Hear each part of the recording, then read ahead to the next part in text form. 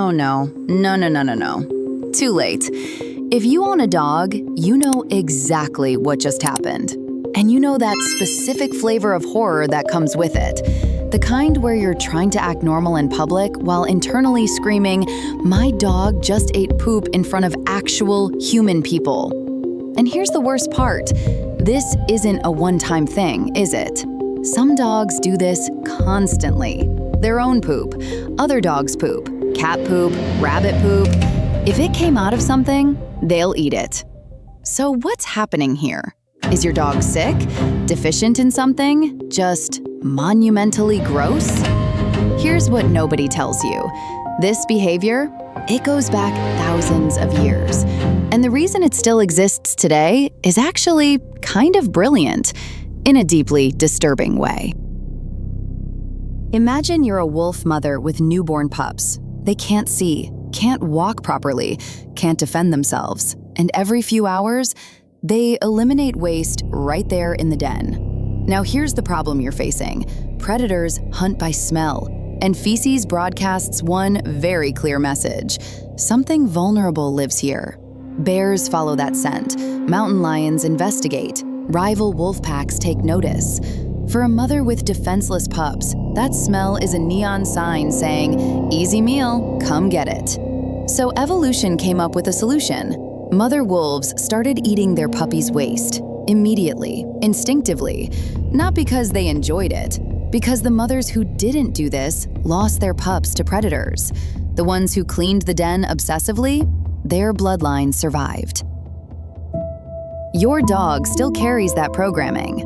Watch any mother dog with young puppies. She'll eat their waste for the first 3 to 4 weeks of life without hesitation. It's not a choice she's making. It's code that's been running for thousands of generations. But here's where things get complicated. Some puppies watch their mothers do this, and they never stop doing it themselves. The behavior just continues. And what happens in their brain when they encounter poop? That's when you start to understand why this is so hard to stop.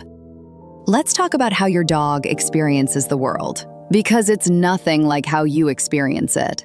You have about 9,000 taste buds. Your dog has roughly 1,700. That means when you eat chocolate, your brain processes complexity, sweetness, bitterness, richness, texture.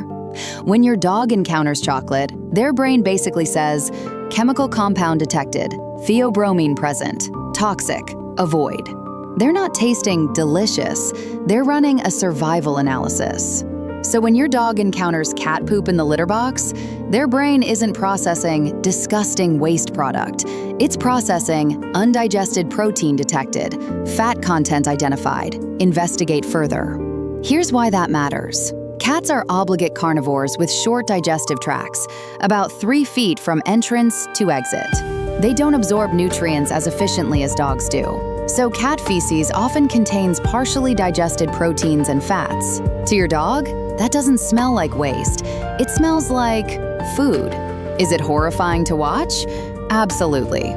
But from your dog's perspective, they just found a snack. Now here's where things shift from gross but explainable to, wait, this might be serious. When dogs eat their own poop repeatedly, not out of curiosity, not once or twice, but habitually, sometimes that's behavioral, but sometimes it's medical. And knowing the difference can be really important. There's a condition called exocrine pancreatic insufficiency, EPI. The pancreas stops producing enough digestive enzymes. Your dog eats normal meals, but their body can't break the food down properly. Nutrients pass through largely undigested. And here's the really difficult part to hear. Their feces still contains those unprocessed nutrients. So their body, desperate for nutrition, tells them, that still smells like food, try again. They're not being gross. They're trying to survive what feels like starvation. Intestinal parasites can create the same problem. Hookworms, roundworms, giardia, they steal nutrients right from your dog's intestines. Your dog eats. The parasites consume the nutrition. Your dog's body stays hungry. This is one reason vets take sudden poop eating seriously. If your 7-year-old dog, who never did this, suddenly starts, that's worth checking out. It could be EPI. It could be parasites. It could be diabetes, thyroid issues, or Cushing's disease. All of these are treatable, but they need diagnosis first. The key is change. If it's sudden, intense, or comes with other symptoms, weight loss, constant hunger, changes in energy, rule out health causes. But here's what's true for most dogs who eat poop. They're completely healthy. The problem isn't in their body, it's in their environment. Let's talk about what happens to a dog's brain when nothing interesting happens. Dogs are natural foragers and investigators.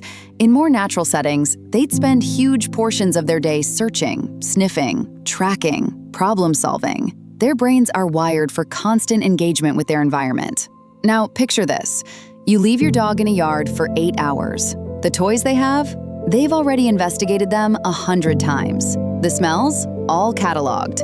The environment? Completely mapped. Nothing new. Nothing interesting. Nothing to do. And then, they notice the poop. To you, it's waste. To a bored dog with nothing else to investigate, it's a puzzle. What did this animal eat? How fresh is this? Does this contain anything interesting? Every pile is different. Different chemical signatures, different smells. It's the most mentally stimulating thing available. Is it gross? To us, absolutely. But to a dog with nothing else to do, it's enrichment. Now, here's where humans accidentally make everything worse. Your dog eats poop. You scream. You chase them. You make it into a huge dramatic event. And your dog learns, when I do this, my human pays attention to me. They can't distinguish between good attention and bad attention. They just know. Lonely isolation turned into intense interaction. If you're a social animal who's been alone and bored all day, even negative attention feels better than nothing. But there's one more reason dogs do this, and this one legitimately breaks my heart every time. Picture an 8-week-old puppy, just brought home, still learning everything. They have an accident on the floor. You're at work. You find it 6 hours later. You're frustrated, exhausted. You just want a house-trained dog. So you raise your voice. You point at the mess. You show your disappointment. The puppy has absolutely no idea why you're upset. Dogs don't connect punishment now with an action from hours ago. Their brains just don't work that way. All they understand is, there's poop on the floor, and my human is upset. So their brain desperately tries to solve the problem. How do I make sure my human isn't upset? Remove the poop. Not out of spite, not out of guilt, out of a genuine attempt to fix what they think is upsetting you. And when you come home the next day to a clean floor, everything's fine. You're happy, they're happy. The lesson learned.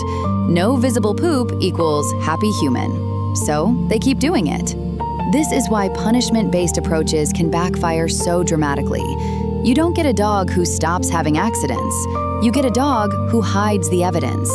Rescue dogs often do this too. Dogs from neglectful situations, puppy mills, hoarding cases.